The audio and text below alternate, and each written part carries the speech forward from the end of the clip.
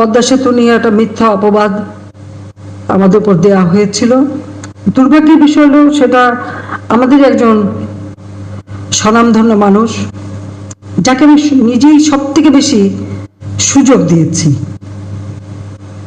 ব্যবসা বাণিজ্য, তার ব্যাংকের টাকা দেওয়া থেকে শুরু সব কিছুতে সব থেকে বেশি সুযোগ যাকে দিয়েছিলাম, সেই বেইমানিটা করলো সামান্য ব্যাংকের একটা এমডি পদের জন্য।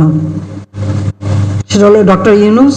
আমি নাম বলবো কারণ এখন আমি পদ্মা সেতু করে ফেলেছি। গ্রামীণ ব্যাংকের এমডি আইন অনুযায়ী 60 বছর বয়স পর্যন্ত এমডি থাকতে পারে। তার যখন 70 বছর পর্যন্ত এমডির পদে সে ছিল, তখন বাংলাদেশ ব্যাংক একটা উদ্যোগ নিয়েছিল যে আসলে আইনগতভাবে সে থাকতে পারে না। তখন তাকে বলা হয়েছিল এবং আমাদের তথ্যে আমরা বলেছিলাম যে আপনি গ্রামীণ ব্যাংকের উপদেষ্টা হন, অ্যাডভাইজার এমিরেটাস হিসেবে একটা মর্যাদা দিয়ে তাকে দেওয়ার কথা, কিন্তু তিনি ওই এমডি পদটা ছাড়বে না।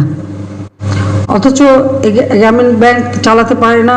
আমি 98 সালে যখন সরকারের ভয়াবহ বন্যা, সেই সময় এই ব্যাংকে প্রথমে 100 কোটি, তারপর 200 কোটি, তারপর 400 কোটি টাকা গ্রামীণ ব্যাংকে আমি দিয়েছিলাম যে ব্যাংকটা যেন চালু থাকে, কারণ গরিব মানুষ ঋণ পায়।